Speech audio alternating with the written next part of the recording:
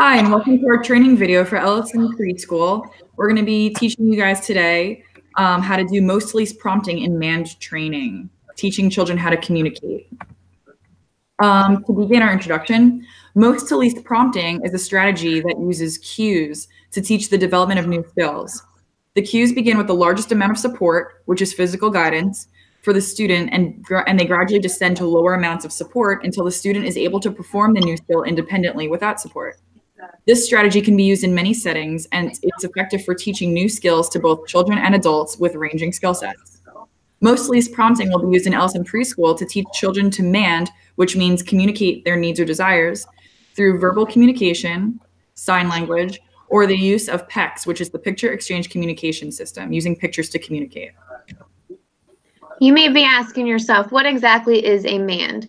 Well, a mand is a form of functional communication provided by an appropriate form as a way for students to communicate a desire. The student has the motivation of something they're seeking, and they have a response. The response can be whining, arguing, grabbing an item, or it could be using their words. So the mand will form that response and make an appropriate version, like asking for the toy, and then result in the reinforcement of receiving what they asked for. Ellison Preschool is currently experiencing altercations between students during playtime, which could be incorporated to sharing and asking for toys. Teaching students to mand via most least prompting can actually incorporate their current communication methods, whether it's vocal, PECS, or sign language, and teach them to use that to communicate with their peers in an appropriate level and build relationships. So in implementing most least prompting, you first need to give a cue. And in this example, you could use something like, what do you need? Then immediately after you give the cue, you're going to provide a prompt. For full physical, you'll do hand-over-hand guidance. For partial physical, you'll guide the student's elbow to the icon or where the sign would be located. For verbal, you'll say the name of the word, icon, or sign. And for gestural or modeling, you'll point to the icon for PECS or model the sign for the item. And then after you've given the prompt and the student provides the response, you're going to provide the item that the child requested as reinforcement. So the target mands that we're going to be looking at for this session are ball, car, doll, block, and animal. These are the PECS icons that we're going to be using for those mands. And these are the signs for those mands. So this slide shows examples of full physical prompting. This one is for PECS. What do you want? And this one is for sign language.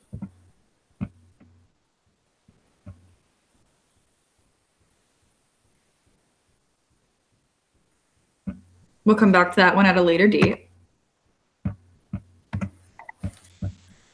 This one is for partial physical prompting for PECS. What do you want? And this one is for sign language. What do you want? Ball? Here is gestural prompting for a verbal response. What do you want? Doll. And for a PECS response. What do you want?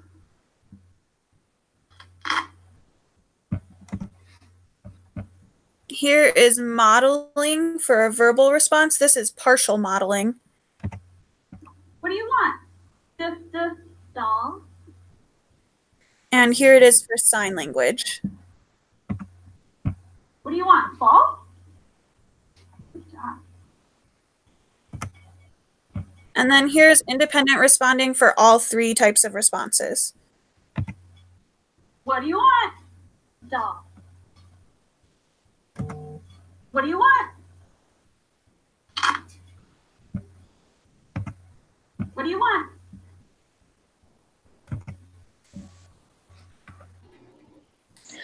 This training will all be a part of a school-wide positive behavior support plan. So this is basically just a proactive instead of reactive strategy that approaches problem behaviors in a school setting by promoting prevention while trying to avoid punishment. School-wide support plans can also support students from the entire population all the way up to just a single individual. For Elson Preschool, we will be using a Tier 3 intervention, which just means it will affect all students and staff rather than just a group or a sole individual. Parents, volunteers, teachers, and teacher aides will all be responsible for implementing MAN training in all preschool classrooms. There's much scientific research in favor of using MANs to increase communication skills and decrease problem behaviors in children with autism. Manding is a request or command that is maintained by some kind of reinforcement or the item or action the individual manded for. In a study done by Harding, Wacker, Berg, Wanborn, and Kemmerer, Lee, and Ibrahimovic, 3 participants, 2 with language delay or developmental delay, and 1 that had not yet received a diagnosis, were tested on their motivation for requesting items.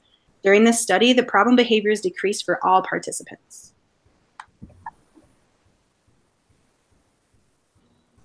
So some final tips to keep in mind are that you, as the teachers, the aides, and the parent volunteers, will be trained on how to teach Manding through most to least prompting. The goal of MAN training is to teach the students at Elson Preschool to ask for the objects or toys that they desire, and keep in mind the type of communication the student is using. For example, we have kiddos here that use PECS, sign language, and verbal communication. Students will be taught to MAN to adults as well as their peers. And just keep in mind that MAN training consists of 3 steps: motivation, response, and reinforcement. In conclusion, here are the references that we've used to put this presentation together, and it will be made available for you during our physical training that we'll be doing. Thank you for watching our presentation, and we will be working with you to teach you how to use these skills in the classroom. Thank you.